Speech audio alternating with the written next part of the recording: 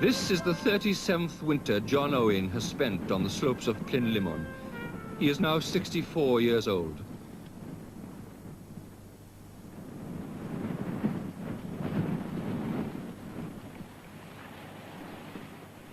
At the turn of the year, when blizzards start to threaten and the sheep seek shelter from the wind, they must regularly be chased out onto more exposed ground.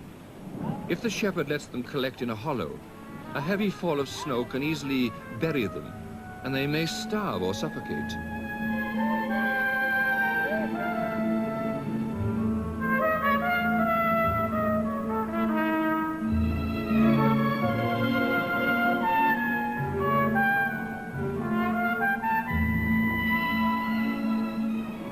The scant winter pasture on these high sheep walks provides only the poorest nourishment.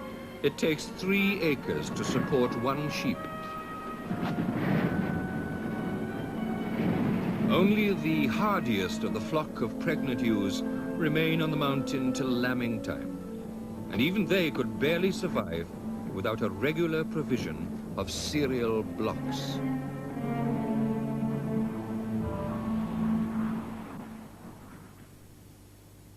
By the end of January, half the flock has been removed down country to the care of a second shepherd who belongs to another generation of farm workers.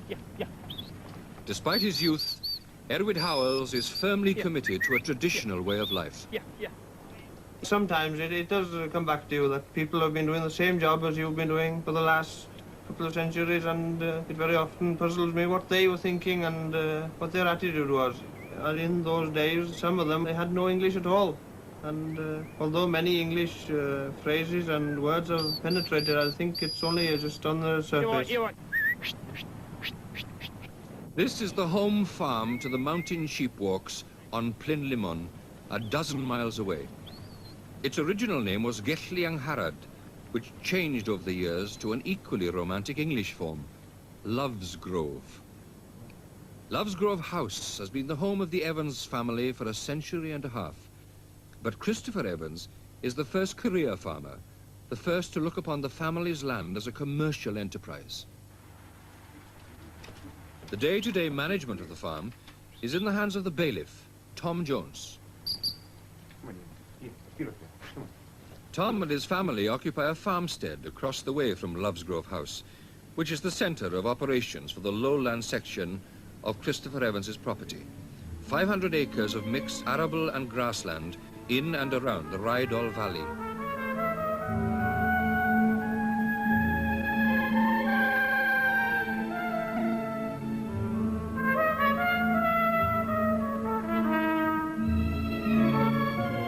The difference in altitude between these meadows and the mountain pastures is as much as 2,400 feet. The contrast in climate is just as pronounced, and even on the lower slopes at Llerne Adai, where John Owen lives, the winters are long and fierce.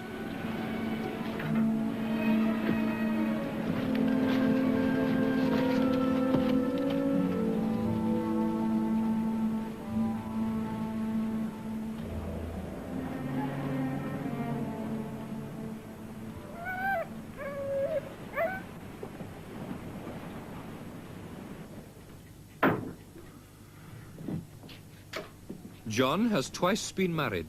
He has children and grandchildren. Nowadays he lives completely alone, a mile from his nearest neighbor, 3 miles from the nearest village. As a young man, he worked on the eastern side of Plynlimon, where conditions can be even harsher.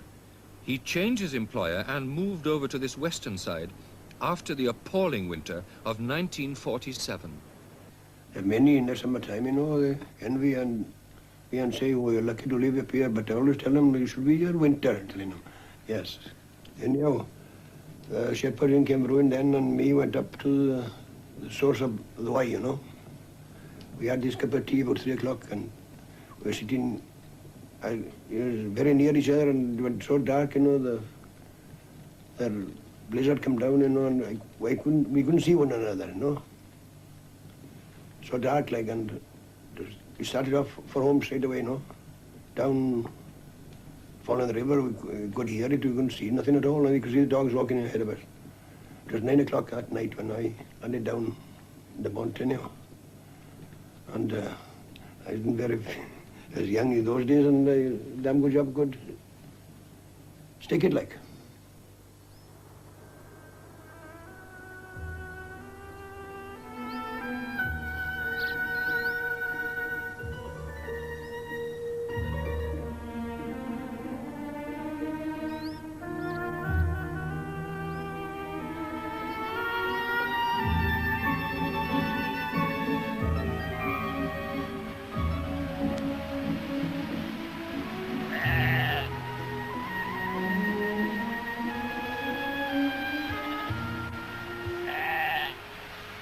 Lambing comes late on Plinlimmon. Not till April can the weather be trusted to give the lambs a fighting chance of surviving their first weeks of life.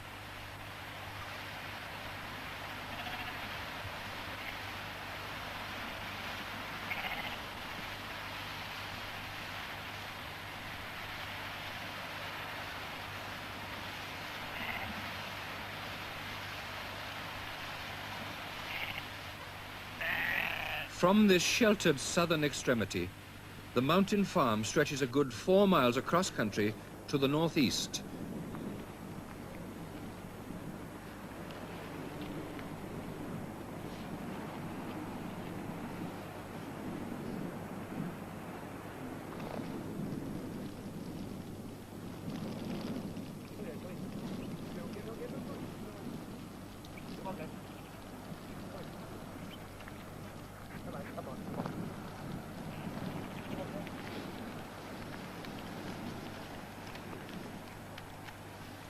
Every day, John Owen walks about 1,000 of the 3,000 acres in his charge, covering the same ground roughly twice each week. He cannot always be on hand to assist a weak lamb or an incompetent mother. Consequently, it's only the stronger, more experienced ewes in the flock who are left to lamb on the hill, while their younger or less sturdy counterparts give birth in more manageable circumstances down at Love's Grove.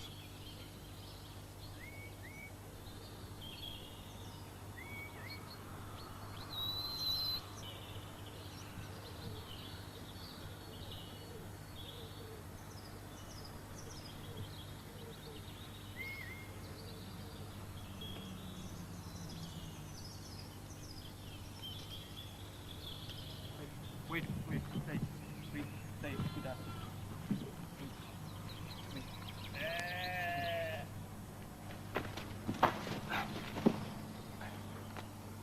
Each ewe which loses her lamb becomes a potential adoptive mother.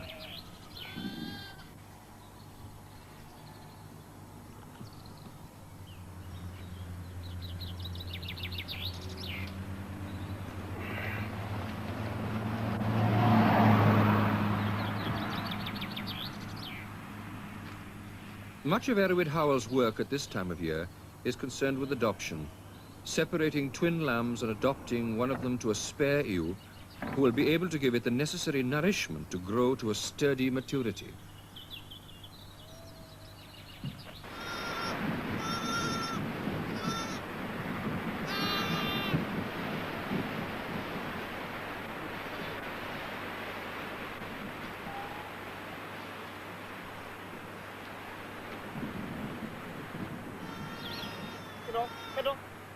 It's always the stronger of a pair of lambs which is taken, the one most able to withstand the temporary distress and deprivation of the adoption process.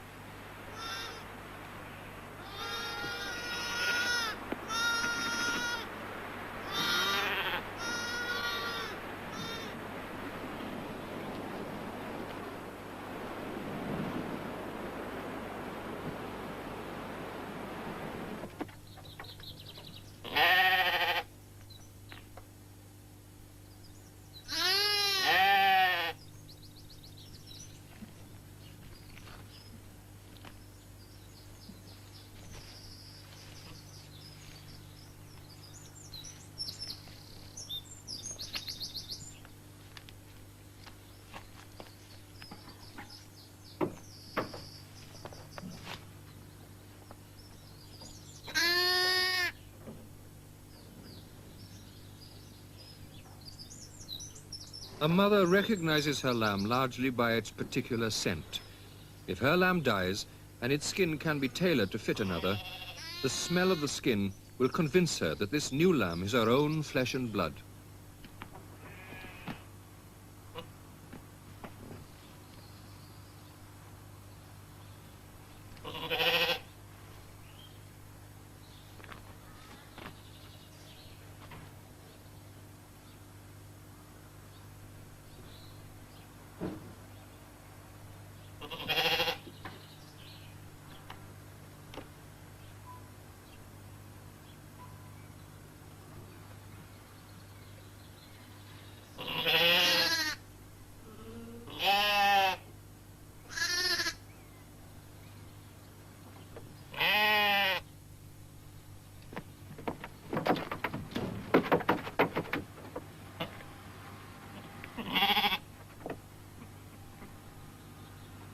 The adoptive ewe is penned up with the new lamb for at least a day, so that she may grow accustomed to it and come to accept it as her own.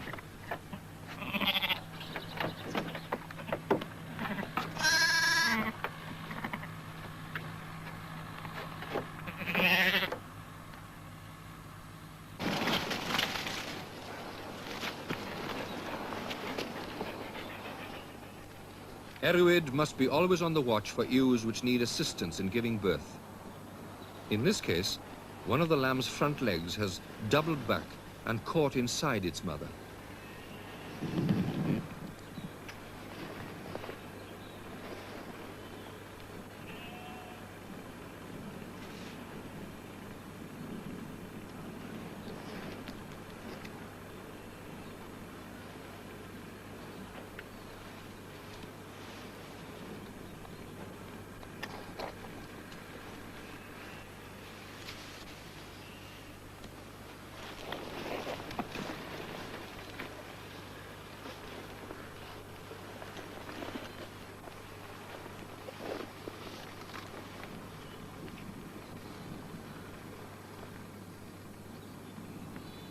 It's important that the ewe should regain her feet as soon as possible after an assisted birth.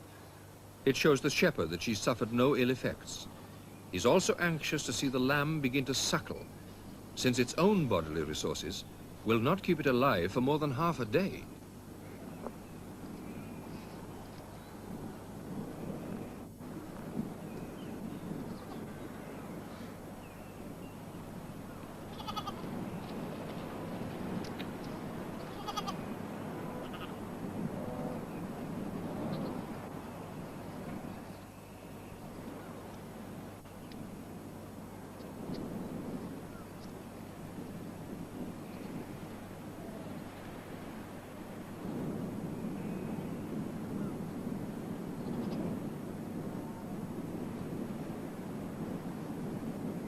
At this stage, a lamb born at Lovesgrove has a better chance of survival than one of its mountain cousins.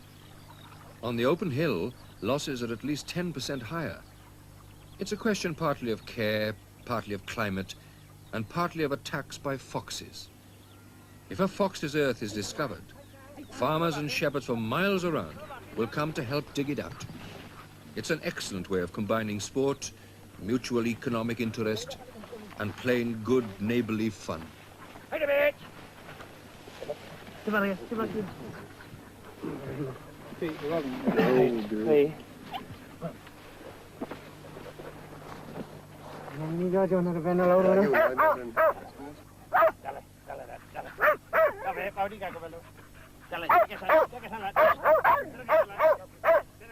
lad. Come on. Come on, lass. Come on. Come on, lad. Come on. All right.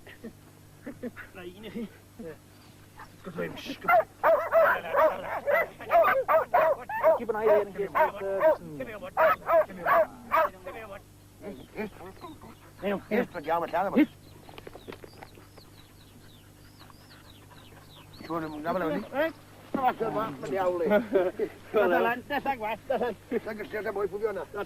As it happened, this time the vixen and all but 2 of her cubs got away, and the mountain was scarcely rendered any safer.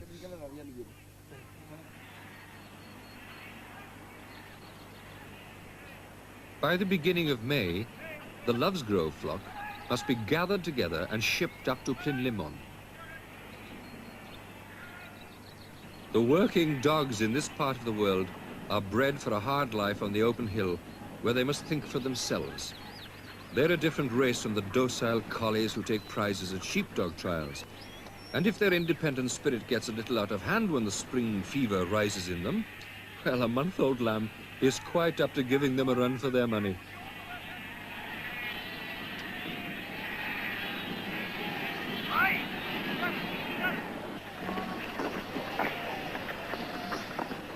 Oh, they weren't there. Up there. They won anyway. Damn me up. Yeah. Oh, yes, one.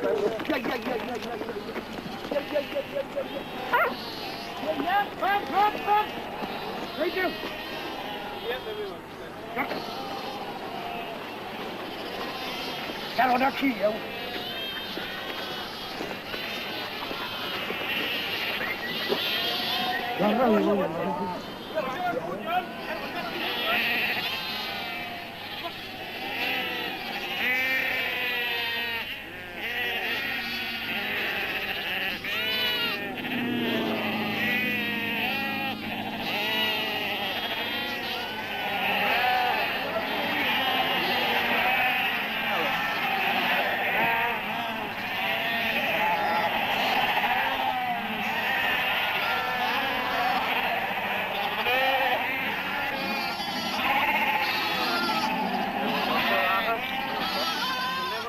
For the journey up to the mountain, the lambs must be separated from their mothers for the first time in their short lives, since, in a lorry crowded with ewes, a lamb could easily be smothered or crushed.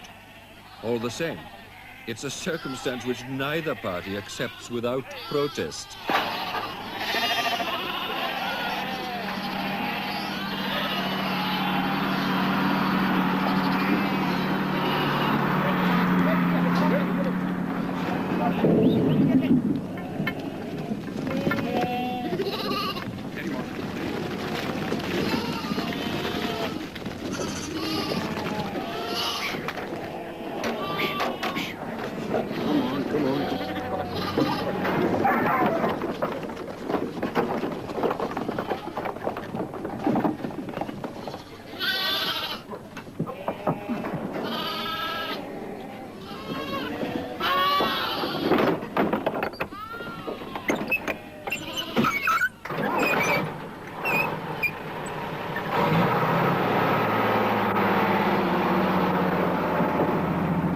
While the lowland flock is hauled up country, the lambs which have been born on the hill need to be gathered for counting and marking. Traditionally, this is an occasion for mutual help between neighbors.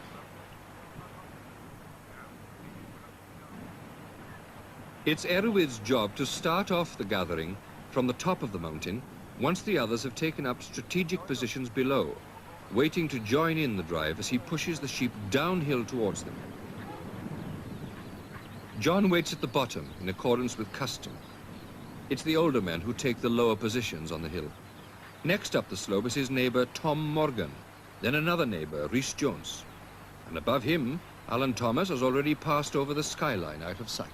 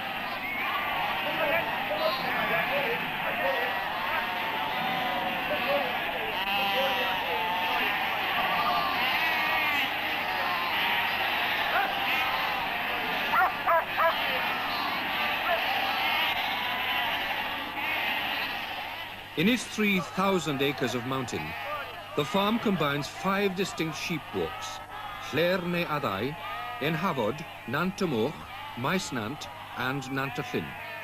Their traditional boundaries go back way beyond their present grouping under one ownership. Today, each area is still gathered separately, but all the sheep are now brought into the pens at Maes Nant, a modern structure built to replace a much older farm, which was drowned during the flooding of the Nant y Moch reservoir.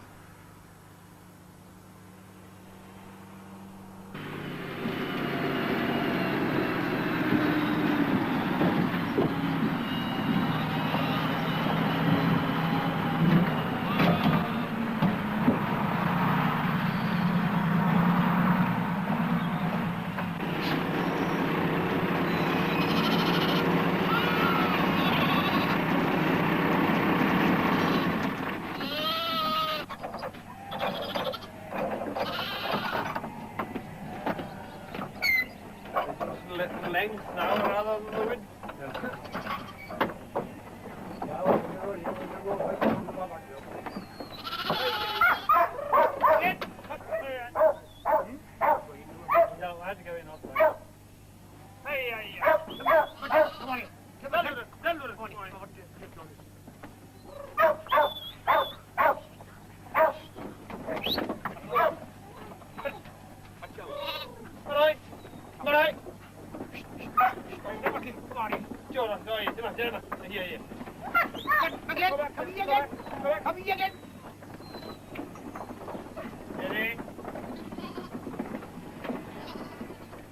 The last of the lambs from Love's Grove have arrived on the mountain.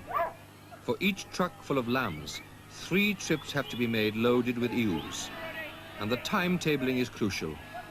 If a ewe and her lamb are separated longer than half a day, they may fail to re-establish the maternal bond which is essential to the lamb's survival at this age.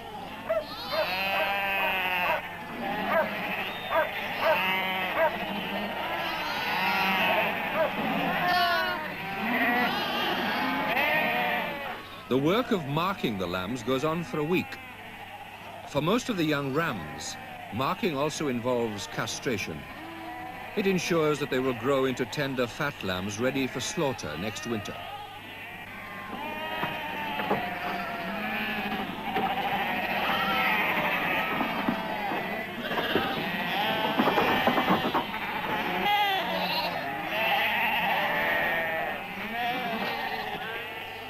The castration pincers look deceptively formidable. They do not in fact cut the lamb, and they represent the most hygienic and least painful method available. The term marking derives from the ear mark, which is clipped out of the lamb's ears and identifies it for life with this particular farm. In addition, each lamb gets a paint mark, blue for a castrated male, red for a female. Until recently, the 5 sheep walks had individual earmarks, but the farm has now standardized on one, known as the 3-cut notch.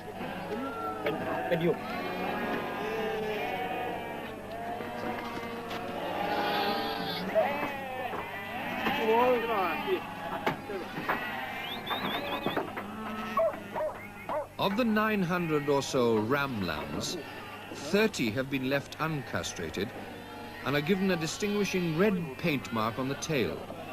Roughly a half of these may eventually be kept for breeding.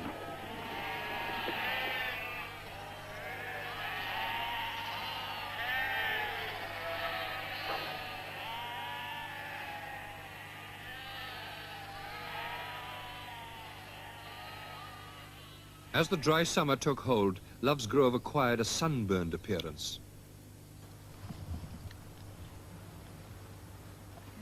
Prue Evans, Christopher's wife, is passionately fond of horses and keeps a small breeding stud in the grounds of the house.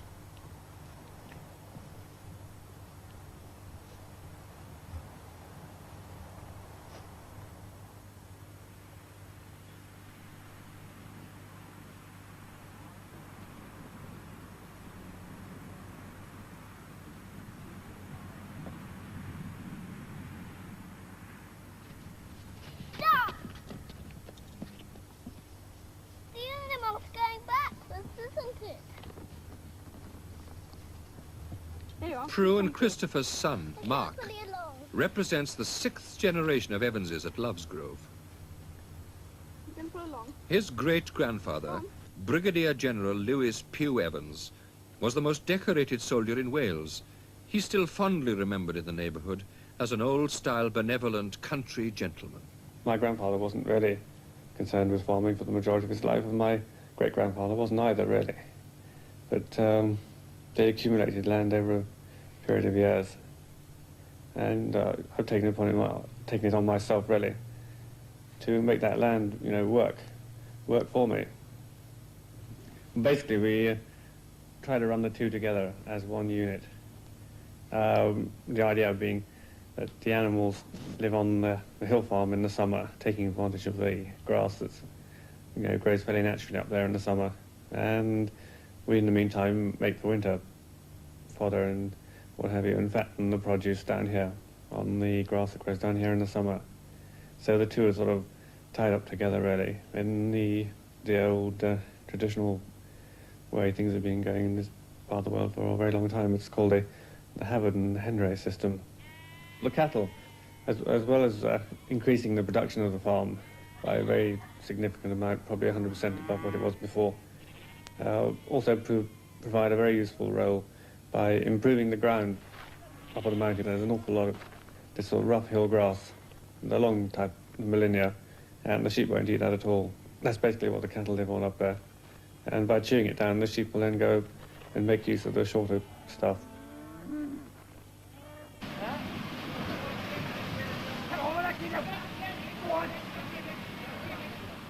In the first week of July comes shearing.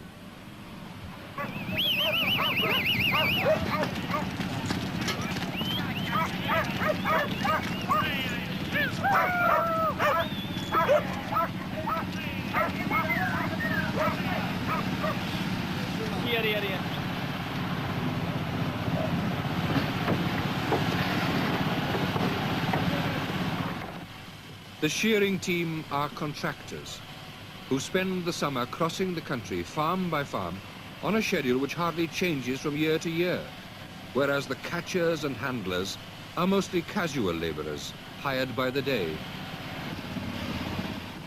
Shearing week is no longer the relaxed and sociable occasion it once was on these quiet hills.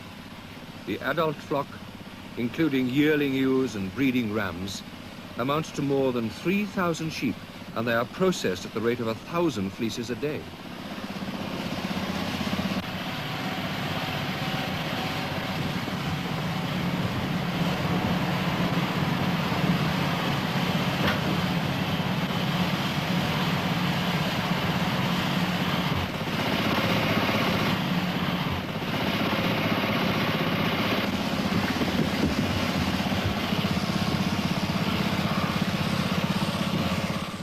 If shearing is tough for the men, it puts even more stress on the sheep. The noise, the heat, the rough handling, and a day without food can bring on an exhausted condition known as handling tetany. The remedy is a massive injection of calcium compound.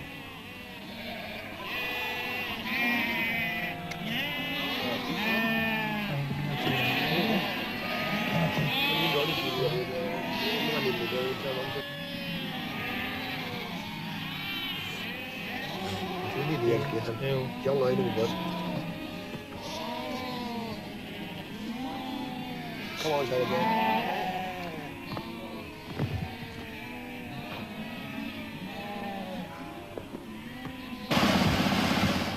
Years ago, wool production was the most lucrative aspect of sheep farming.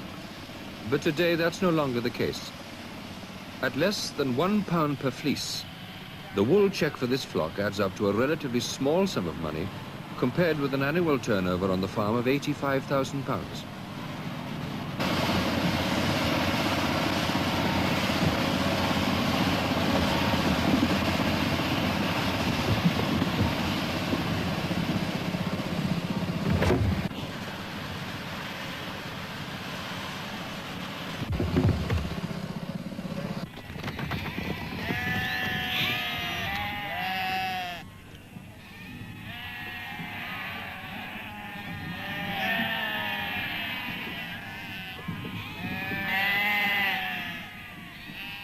The end of shearing comes as a welcome respite in the year's work.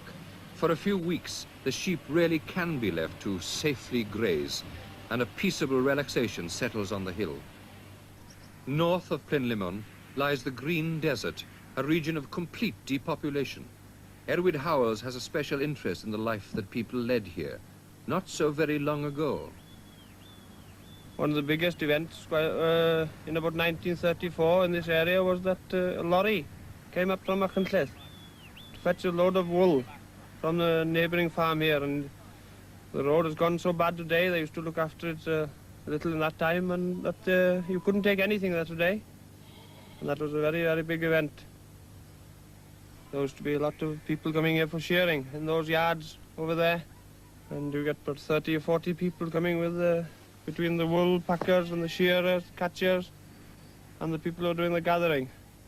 That's gone again into the past. The family that used to live in the further up the valley here, they were distant relatives of mine, and they came from Cwmystwyth. And the head of the family died shortly after coming here, and 15 of his workmates from Cwmystwyth came to carry the coffin down to the chapel. They walked about 15 miles from Cwmystwyth up to here, down to the chapel in Nantymoch, and then they had to walk back again that night to Cwmystwyth. And there was a very, very heavy snow at that time. They had to drag the coffin over the snow, which, as far as comradeship goes, I think goes a long way.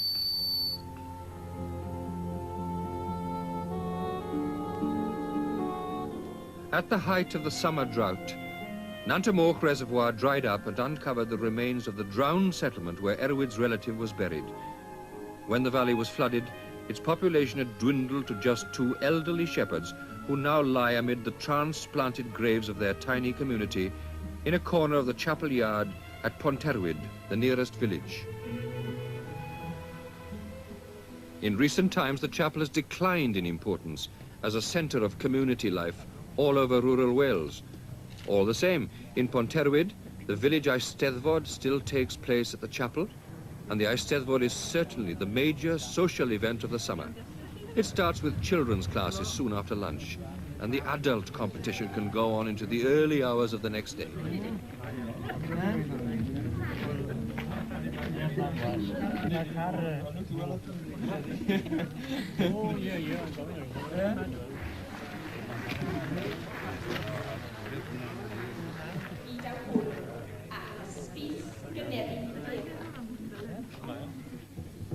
Rydw i gartre. Dyna'r unig ffordd o'i ddweud. Rydw i'n perthyn symud a bod yn o fi.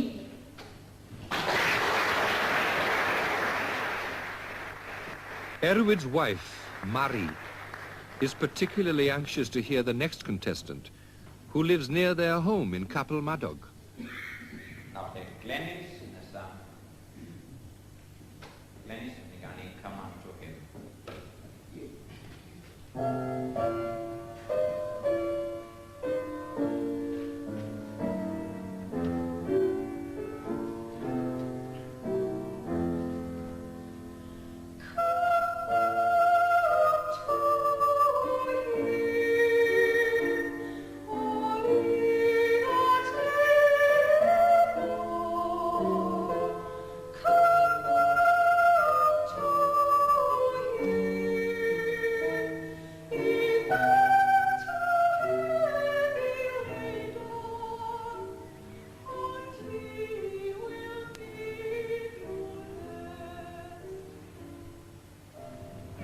The day following Ponterwyd Eisteddfod, there was an agricultural show at Llangurig, a dozen miles up the road, which is as far from home as John Owen is likely to stray in the course of a year.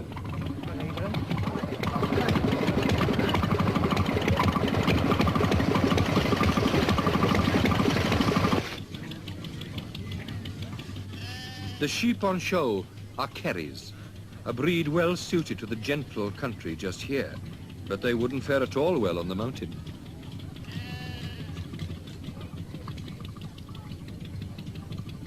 This isn't a large or ambitious show, but it makes a friendly occasion for the farming community at just the right time of year. John bumped into his son-in-law's father. Oh, wacht, ja. Ja, ja. Oh, hanner awr yn wedi union. Ja, Oedd lan tywedog i fan un. Ja, hanner al. Ie. Ja, ja. O, ne, dyna, da beth sy'n bwr ar ôl yn dys nhw. O, gaan door, door. Ja, maar die was hij wel ook uit dan. Indeed. The central event of the show is always the sheepdog trial.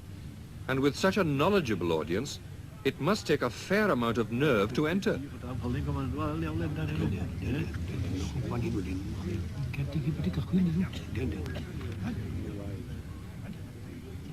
Perhaps it was the effect of the exceptionally hot weather, but somehow the day never looked like producing any outstanding performances.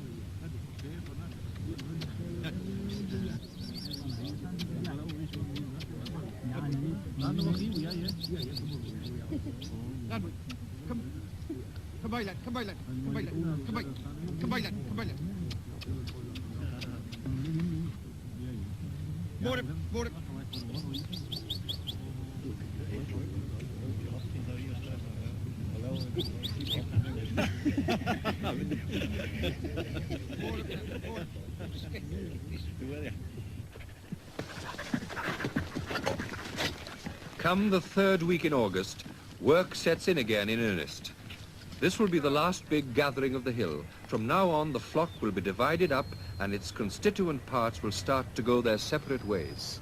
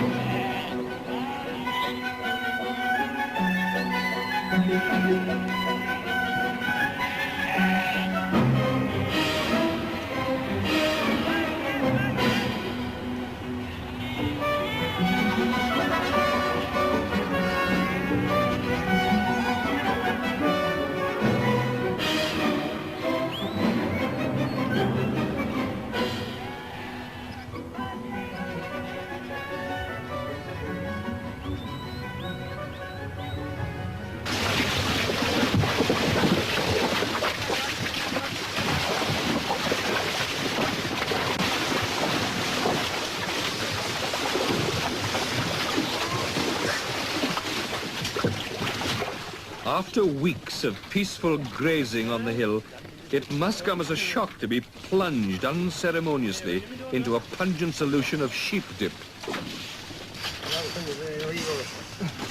Since the 1950s, dipping had been left to the individual discretion of farmers. But this year it was reintroduced by government order, following an outbreak of the disease known as scab.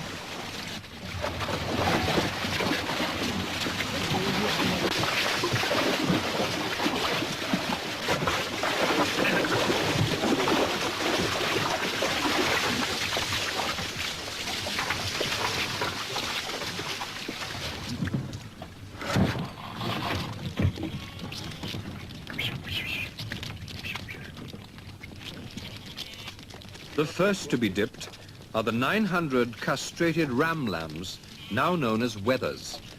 At this stage, all the lambs must be separated from their mothers so that the ewes' milk supply will dry up. Unless this is done, the ewes will not come into season at the right time to begin the next breeding cycle in the autumn.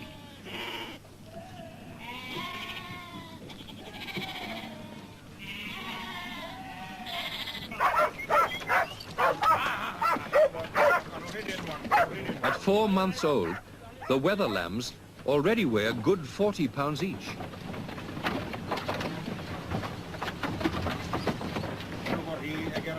They are now to be transported down to Lovesgrove, where they will be put onto progressively richer pasture for another 3 or 4 months until they've grown heavy enough to be slaughtered.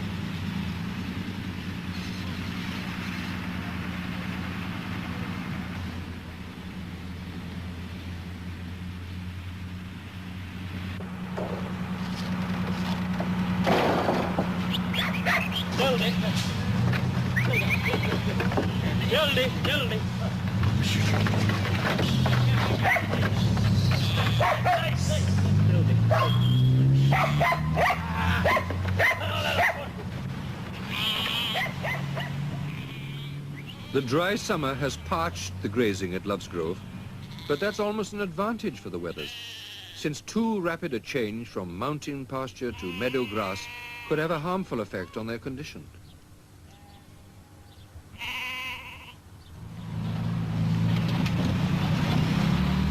Another part of the flock to be brought down from Plinlimmon are the draft ewes which are due to be sold. They are 4-year-old ewes which are still perfectly fit for breeding, but might not prove spry enough to withstand another winter on the mountain. Before they're sold, the Loves Grove tags have to be removed from their ears. The color of the tag provides a quick reference for the ewe's year of birth, but the traditional foolproof method of assessing a sheep's age is by counting its teeth. This ewe was about 4.5-year-old, and she got a full set of teeth, 8 teeth. At present, those are the first 2 that she had after the baby, after the milk teeth, and these on the side, then the 3rd set, and this is the last tooth she'll ever have. And this is a very good sound ewe. Erwid's home is called T Capel, the chapel house. It's built onto an isolated country chapel, Capel Madog, 2 miles from Loves Grove.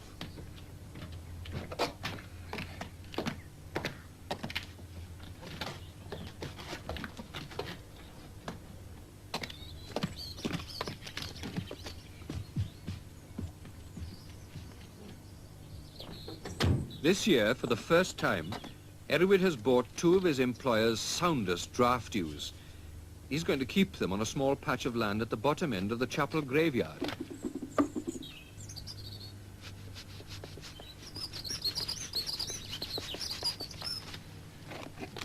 Whether this embryonic flock is simply a pastime, or whether it's the start of a sheep farming empire, Erwid is certainly not telling anyone.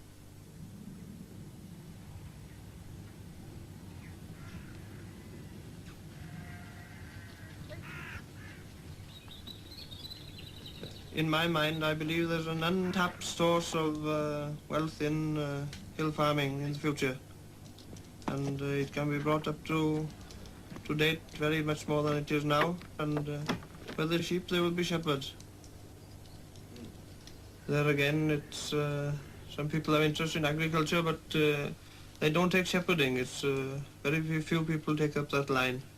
And well, it's a lonely job, and it can be sometimes hard, and it's more or less pleasurable to me all the while. There's a certain peace there. There's something that is lacking down country.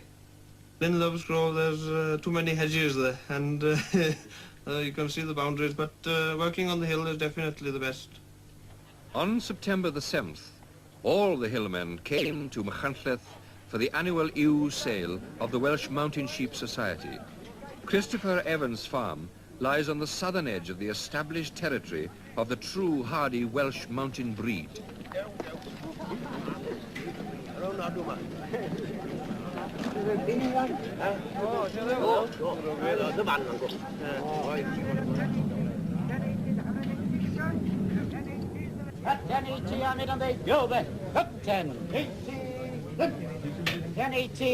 On the left there. Here we are, the next one. Christopher has brought only the best 300 of his draft ewes for auction, and they should fetch better than average prices.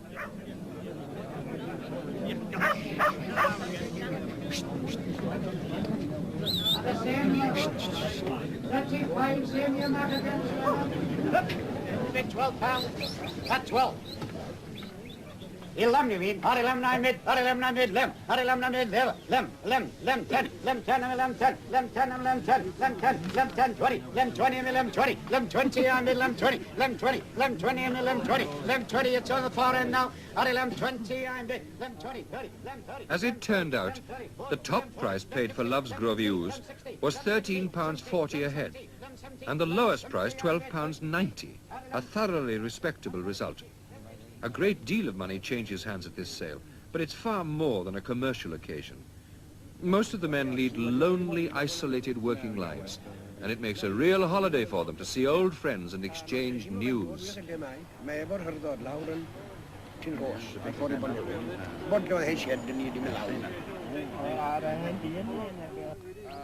Christopher fell into conversation with the farmer who'd bought most of his ewes. He was pleased enough with them to come over to Loves Grove sometime later and purchase another 100. In all, the draft ewes contributed about £5,500 to the farm's income for the year.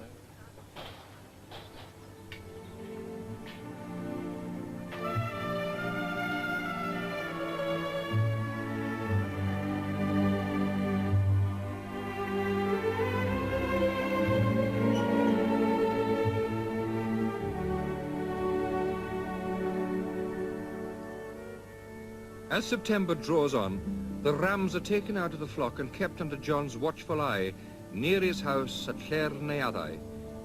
After half a century of shepherding, he knows which characteristics make for good breeding.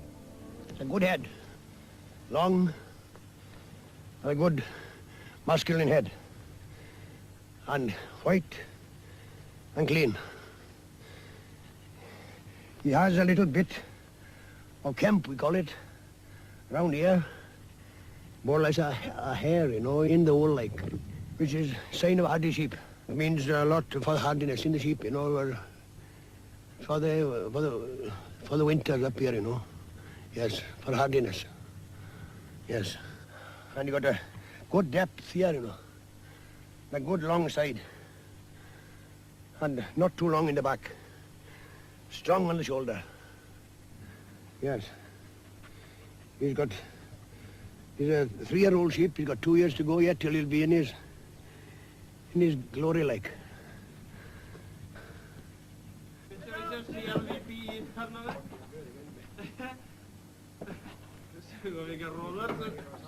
A sheep's gestation period is 5 months. The start of next year's lambing season is controlled in advance by keeping the rams out of the flock till the end of October. This year, 200 of the older ewes have been specially selected to mate with 5 new rams which have been bought to improve the strain of the flock.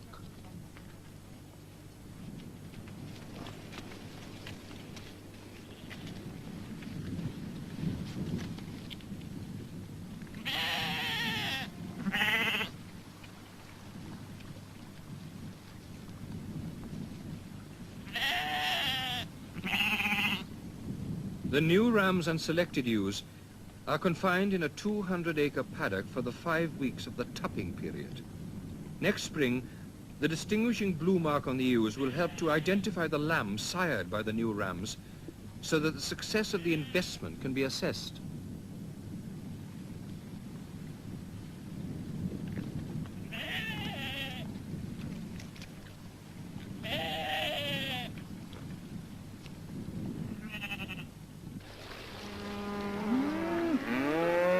In November, the cattle leave the mountain to winter at Loves Grove. The young calves and their mothers go by lorry, but the rest are walked all the way in batches of 100 or so.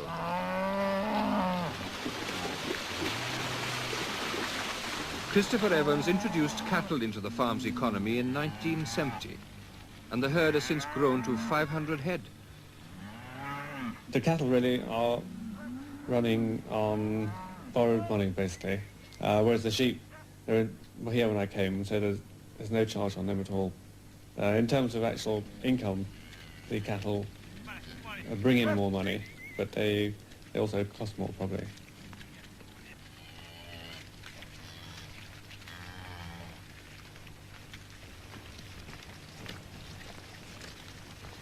Here, boy. Here, here. Here. We wouldn't be able to farm without the hill subsidy as it is at the moment. It comes to quite a very substantial figure. The hill sheep and cow subsidy and the calf subsidy are in excess of £15,000 a year, which is, in a reasonable year, that should be one's profit. We've had a couple of bad years, 74, 75. We're back in I'd say we're back into a good year again this year. The Weather lambs live well in their last weeks, fattening themselves on fields of rape till they are bought by a meat wholesaler, 200 at a time, for about £15 each.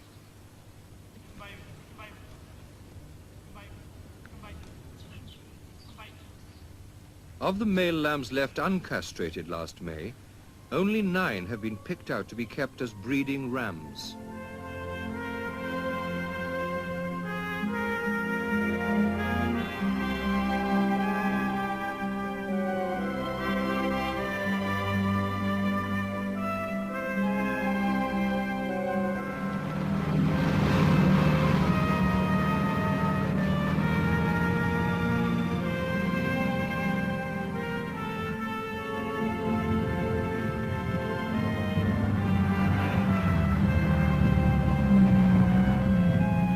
The snow came again after Christmas, and it was 2 weeks before John and Erwyd could break through the drifts to the top of Plynlimon.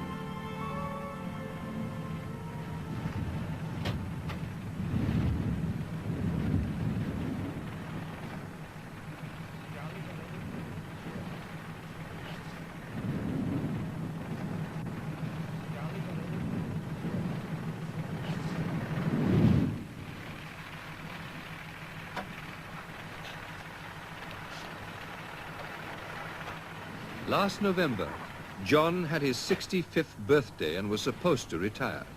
In January, he still hadn't got round to giving up work, and Erwyd still hadn't taken over on the hill.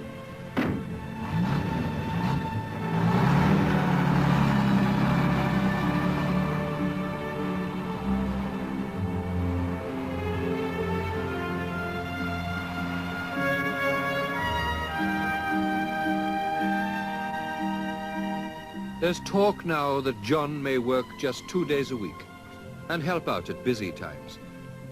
But there's only one certainty. He belongs on the mountain, and he'll stay there while he still breathes. You've got to be on to it, I think.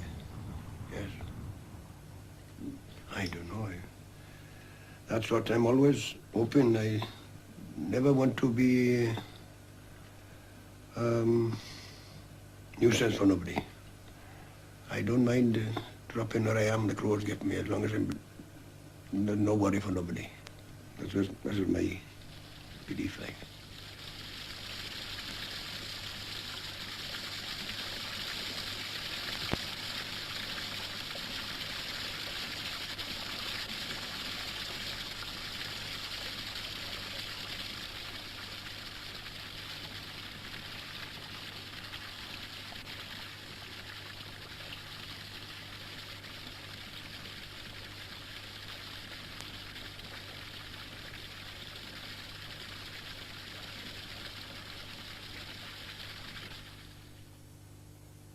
This Sunday at 6:55, a new 8-week series of One Man and His Dog begins. Wales have drawn Heat 1 of the BBC International.